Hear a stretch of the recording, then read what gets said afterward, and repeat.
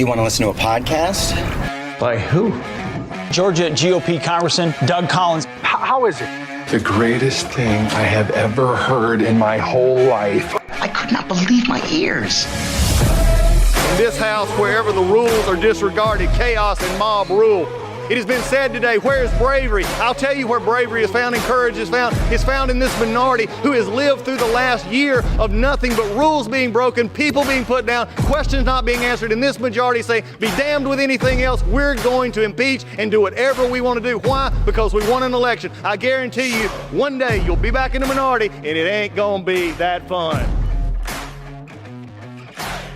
Hey everybody, welcome back to the podcast. It's Monday. It's the way to start the week. Glad you're with us. Today, after the break, we're going to dive into the only two topics that are out there that really need to, and they'll set the compass for the week. And I've been watching, I've been out, as many of you know, I last week had to be gone for Air Force. I've been also traveling a good bit, a lot of things to pick up on, but the two issues that are on everybody's mind right now is number one, world situation. That is Israel, the issue in Gaza, and the issue with Hezbollah, Lebanon, Hezbollah.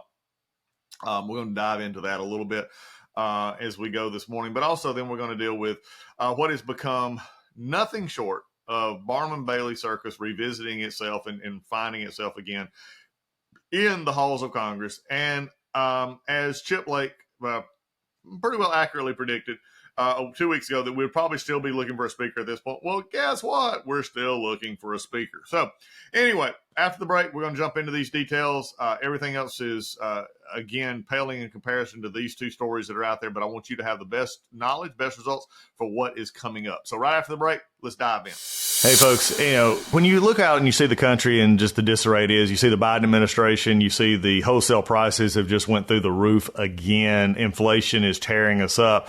If you have your finances all impinged in just a few areas, if you're just in stocks and bonds and you're not diversified, I got some news for you. You need a navigator. You need somebody to help you get to where you need to go with those finances. And I can't think of anybody better to do that than my friends at Legacy Precious Metals. You need precious metals in that portfolio. You need gold and silver.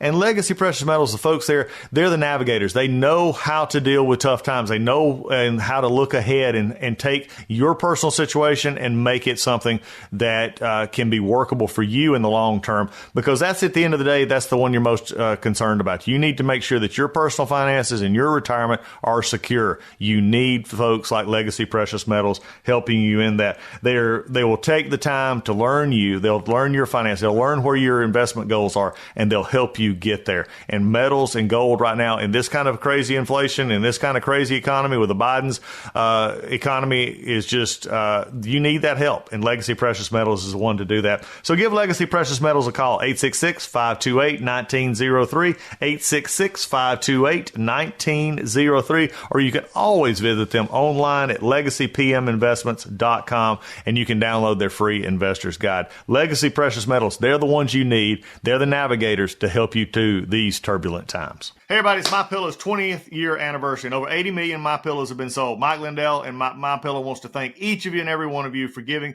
you the lowest price in history on their MyPillows. You will receive a queen-size MyPillow for $19.98. Regular price is $69.98, and just $10 more for a king size. You will receive deep discounts on all MyPillow products, such as bed sheets, mattress toppers, pet beds, mattresses, my slippers, and so much more. This is a time to try out something other than the amazing products that you've had your eye on. Go to mypillow.com, click on the radio podcast square, and use the promo Collins, Collins, to receive this amazing offer on the queen size MyPillow for $19.98, or call 800-986-3994. This offer comes with a 10-year warranty and 60-day money-back guarantee. It's time to start getting the quality sleep you deserve. You know how I know that? Because I sleep on a MyPillow every night. Go to mypillow.com and use promo code Collins, Collins, or call 800-986-3994 today. Okay, we're back. Let's first off deal with, I tell you what, let's deal with the speaker's race first. It's a sort of a flip tie to figure out which one to talk about first. But let's deal with the speaker's race. Since we discussed this last, which I believe would have been last Monday, the week has progressed. We have seen now. Let's catch everybody up, okay? Because some of you hopefully may not have been living and breathing on every thing that has happened in the U.S. House Republican Caucus in the last few weeks. 20 days ago, Matt Gaetz, along with 7 other Republicans and all of the Democrats, voted to oust Kevin McCarthy from the Speaker's chair. That set off a situation, which was, as I've explained here on this podcast before, is like a shutdown of government, except only for the House of Representatives. Now, they can have little hearings, they can do a couple of things, but really for the most part, the House of Representatives has basically been shut down for 20 days. Today, tomorrow will be 21. To remind you that they had just signed a CR that was for 45 days. We have now successfully eat up almost, we're at half, pretty close to half of the CR. Now, what does, let's take a real quick detour here.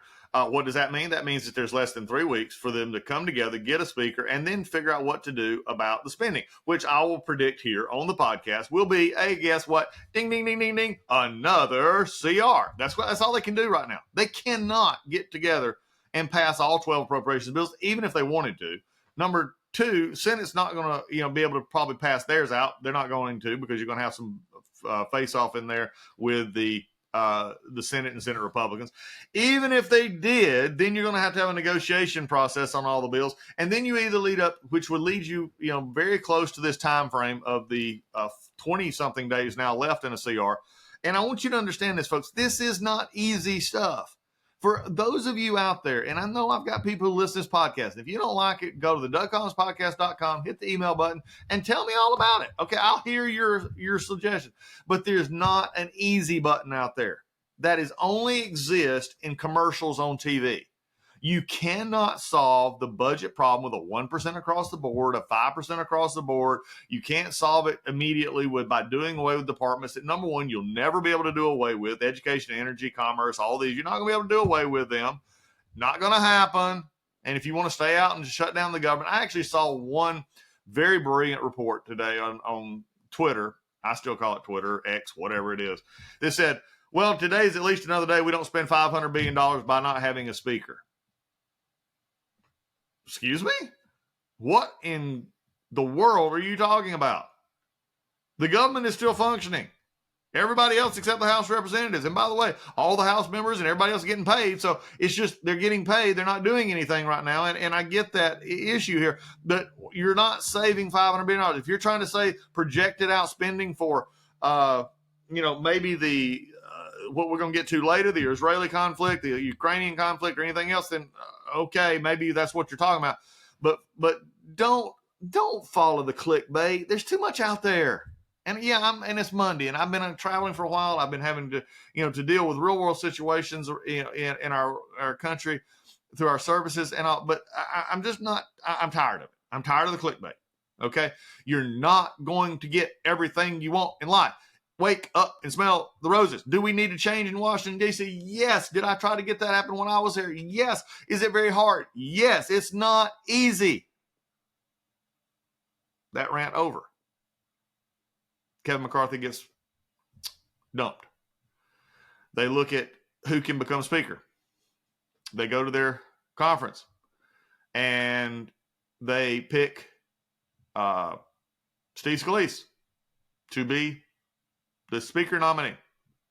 After Jim Jordan, Steve Scalise, they look at, that's who they're going to pick. They pick Steve Scalise. Steve Scalise spent less than 48 hours as speaker designate and then realized he doesn't have the votes. So instead of taking it to the floor and continuing the clown show that is developing, unfortunately, up there right now, and this hurts me dearly because a lot of these are dear friends of mine. And this can get better, and it should get better. Steve pulled it out without having to go to the floor and vote. That put Jim Jordan into the seat. I mean, it seems like it's been taking forever here to get this to happen. But Jim Jordan became the speaker nominee on a not barely beating, but he beat Austin Scott, a very good friend of mine who tried to run. Jim's a good friend, but it was essentially Austin had never even planned to run for speaker. He decided overnight to run for speaker and got 84 votes Jim got 100 and I think it was 14 or 120, somewhere in that range. Again, nowhere close to the 217 needed. And for all the bluster that was saying, well, we need 217 before we go to the floor, all of a sudden Jim and the group that elected Jim said, no, we're not going to do that. We're going to go to the floor. And what then proceeded was votes on the floor in which Jim Jordan progressively got worse. In fact, getting the lowest number of votes ever for a speaker total in the modern era since the speakership went to the total number we have now. And was getting ready to get worse. And after last week, the conference came together after the third defeat in which Jim lost more votes. Then some of the folks actually said, well, y'all thought he was going to lose 30 votes. He only lost 3 or 4. Either way, you're going backwards here, wrong trajectory. They went into the conference and by secret ballot voted Jim to no longer be, by a substantial margin, basically flipping the numbers from when he was actually elected to say you're no longer the speaker designate. So after berating of members, and again, Jim Jordan personally did not, but many in the understanding of the groups around thought Jim was the best thing. Jim had been mentioned for speaker for years and years and years up there, but due to a lot of internal Republican politics, and I'll leave it at that, many, including myself, always knew that Jim would have a very hard time getting the final number to get 217. Now, I like Jim. I like a lot of what Jim stands for, and he and I can agree on a lot of things. He and I worked hand in glove on the impeachment process. We worked hand in glove on a lot of other things. But due to past experiences of of internal politics, like I said, that Jim was not supportive of in the past, came back to be realized, which most of us knew was coming. So once Jim Jordan last week was taken out of the speaker designate role, there's been many conversations about what to do. The latest of which is where we're at right now, and that is after that happened, they just opened it all back up again. Yesterday by 12, everybody had to have their name in for if they're going to run for speaker. I believe there's 8 now as we speak going to run for speaker. Yes, you heard me correctly, 8. Most of them have absolutely no hope of becoming speaker. But this just shows you how divided right now the conference is. Tom Emmer, Byron Donalds, Austin Scott got 88 votes early. You have to throw Austin in there. You got Mike Johnson out of Louisiana, which I've mentioned on this show before. There are people out there who have resumes that can be, to be speaker. The question is, can they come about and get it to happen? At this point, I don't know. I don't know how long we can continue to do this. Theoretically, we could continue to do it all the way, I guess, till the shutdown in November 17th, which is when the CR runs out. But this is becoming the problem. I wanted to lay all of that out there to let you know. As I stated some of you may have saw this on my social media, I did an interview last week in which I compared this on Fox to a class president fight. Many of you have no idea. And again, this is never, the speaker fight, our speaker election has never been a nationalized thing up until the last 15 years. Okay? It just had. And it just shows you how frustrated our politics are these days. That now an election basically to elect the internal leadership of the House, which again affects everything, I'm not making light of this, has become a national political story in which you have conservative groups, you have outside source weighing in. I can safely say, outside of spending bills, my office when I was in Congress never got more calls on almost anything than the speaker vote, in which I would ask people sometimes, especially when we had divided, you need to vote for X. And I would ask them, do you know X? Do you know this person that you're asking me to vote for? No, but everything I've heard sounds good. Do you know them? Okay, folks, again, without betraying confidence, which I'll never do of former colleagues, a lot of it's been written about. You can go read about it. There is deep division on how to govern, all having the same conservative principles. This is where I've talked about strategy and tactics before. Strategy is to make government smaller, make government less expensive, and to put more freedom back into the hands of people, lowering taxes, doing those kind of things. tactics, however, are how do you do that? Well, some would say, well, just slash the budget 20%. Well, it'll never happen. So that's a tactic that will lead you maybe to a lot of people saying, yay, that's a great thing.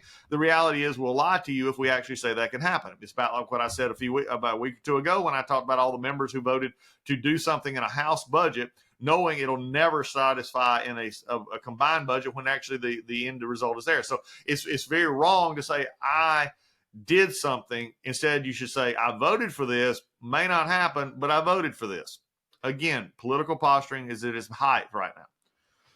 So as you look at this, going forward, the question becomes not so much, are there a difference in, and I'm just, again, getting so tired of hearing some of these, rhinos, non-rhinos, and people putting out scorecards. Let me also tell you a little bit about scorecards while we're at it. Scorecards only reflect certain votes on certain things.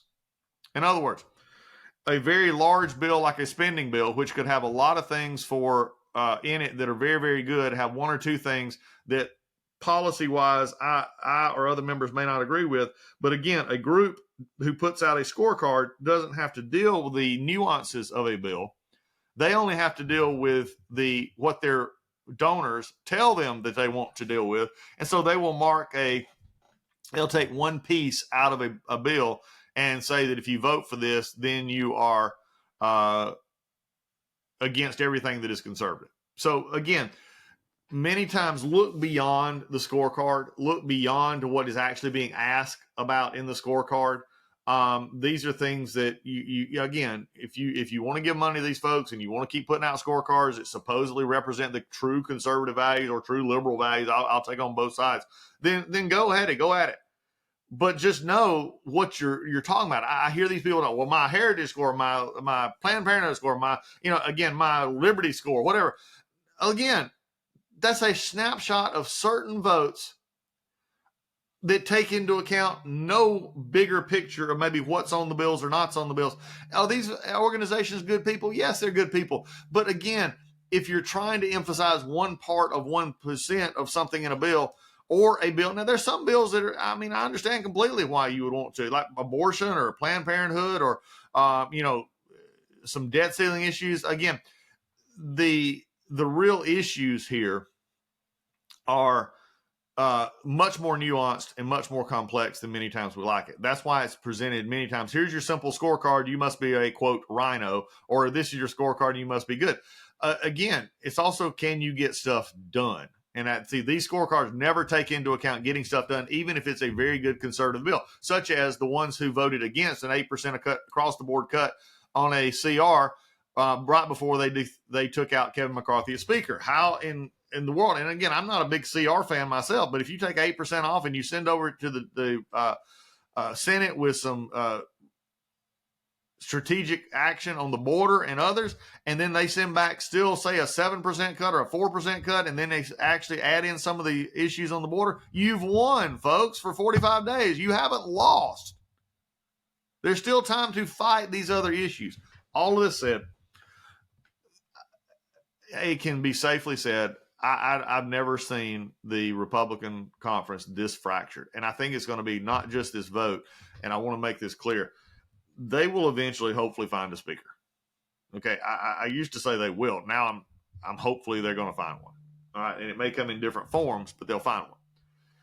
But the real problem is going to come when this CR comes back up in November 17th, or when the FAA reauthorization comes up, when the Farm Bill reauthorization comes up, when the FISA, which, by the way, many of you are interested in. This is the secret court that we use for terrorism, supposedly, but yet at a certain point in time, we have found the breaches from the FBI in falsely reporting to the FISA court. So these are all issues that need to be handled. With the bitterness that's going on right now in the Republican conference, again, remember, the House of Representatives is a pure majority body. If the majority can't get their stuff together, then the whole place is just, shut down. And bringing bills to the floor becomes almost impossible unless you wanted a true bipartisan representation, which right now seems to be out the door. These are all issues that have to be made. The bad bitter taste that is in the mouth of most of the members as they're flying back to Washington, D.C. today for a 6:30 conference to let all these 7 or 8, 9 speakers, candidates talk about what they want to do and then vote on it. And by the way, how they do this is they'll vote on all 9 and the lowest one falls off. So it could take several votes to get down to the final 2. And then when the final 2 happens, again, watch for the number. I mean, if this is another 114 to 88, you got a problem here. Okay, so if it's Tom Emmer, Byron Donalds, Mike Johnson, Austin Scott, whoever this may be, you got a number that you still got to overcome. So I don't think this is going to be a quick thing. My hope is that by the time of Friday Finest, we'll actually have a speaker, but I'm not going to guarantee it as we go forward. So there's your primer today. I'm not going to get into the personalities of these candidates. You can read you can see what's going on in the news, but understand this is not as simple as some of the reporters are making out. Just simply vote for this one, simply vote for that one. This is 12 years of built up frustration among many in the conference, both however you want to say it, middle road, far conservative, less conservative, more moderate, whatever, Biden districts, Trump districts, it doesn't matter. This has been building for 12 years. This is not a new occurrence. Do not let anybody trick you into saying this is a new occurrence. It is not. All right, switching gears. Israel. Let me give you this, just a broad overview. Are we in concerning area in the Israel conflict? Yes, we are. And not necessarily for the reasons you think. The biggest reason is not necessarily what's going to go on in Gaza, which is also a different story. If you just look at the published reports and everything else, Israel is bombing targets. Again, Hamas is a bunch of terrorist cowards who hide behind kindergartens, who hide behind mosques and churches, whatever purpose of their statement for their land. And I saw some young person in Atlanta just this week, attributed Atlanta, who probably has, again, I don't know this, but looked young enough to have probably never lived in Israel or Palestine, to say they're what they did is good. They're simply trying to take our land back. Okay, why are you here?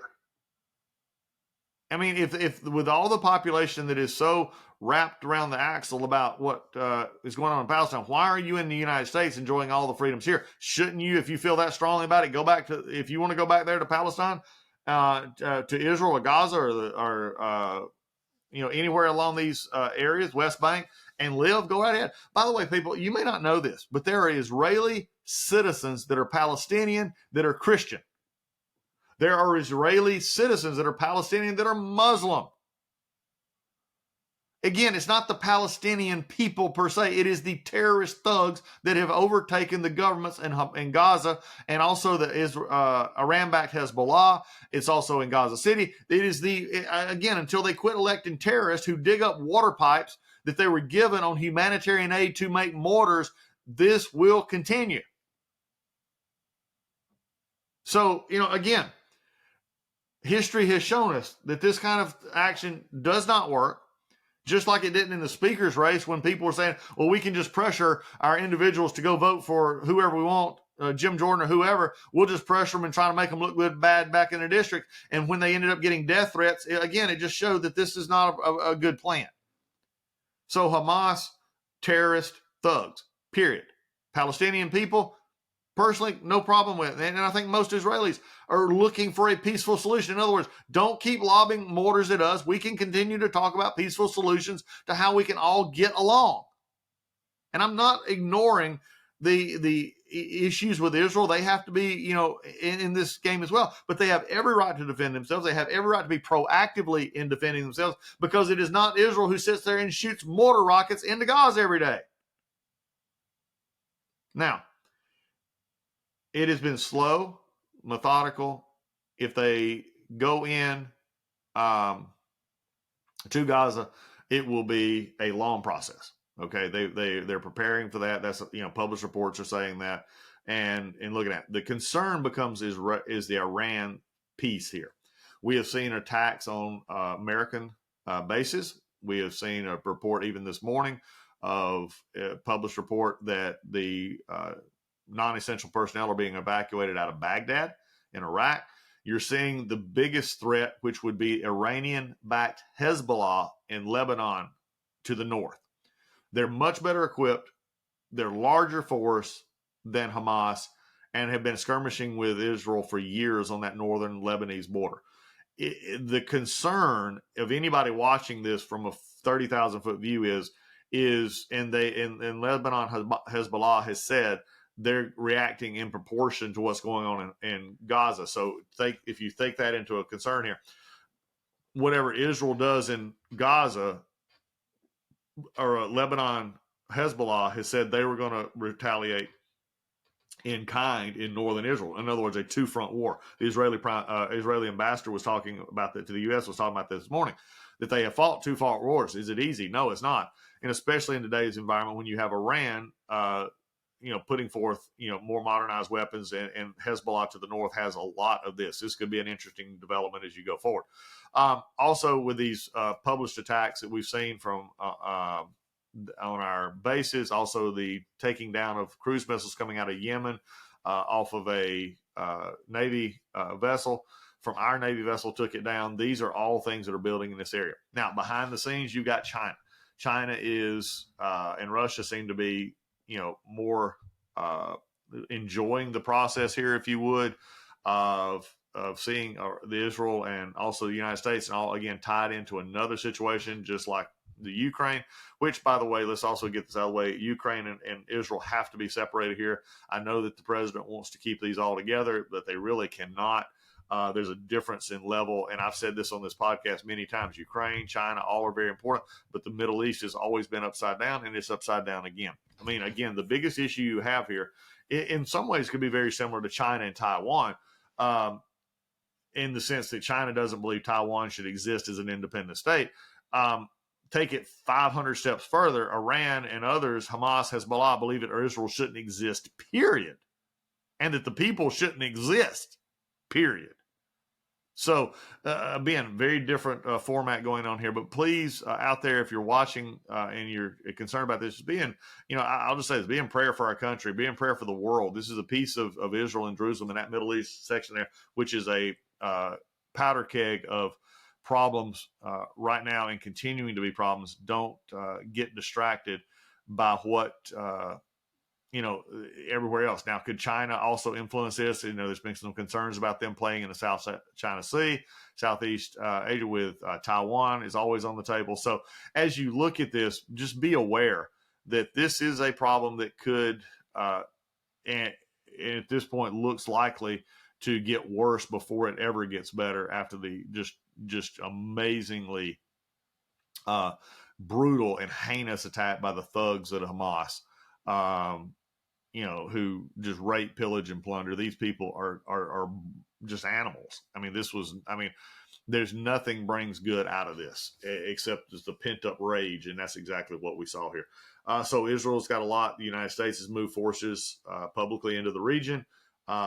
Just know it, watch it. I think that's going to be the biggest question we have. We'll continue to update it here on the podcast throughout the week. But right now we're getting closer and closer to the situation developing in a way that is dragging in more and more players. So this is going to be a problem.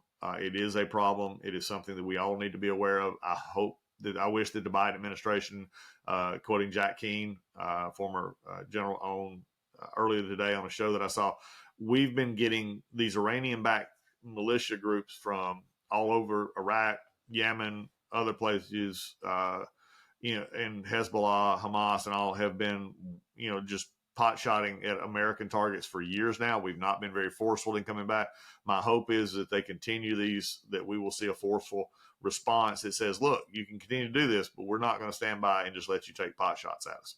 This will be something to watch as the week progresses. But that's your Monday update here on the Doug Collins Podcast. The speaker vote, the Israeli-Gaza issue, things going on in Washington, D.C. Love to hear from you, DougCollinsPodcast.com. Hit that email button. Love to always talk, interact with you. I try to get to as many as I can, but I do read them all. So please keep sending them, and we'll be back with you on Wednesday.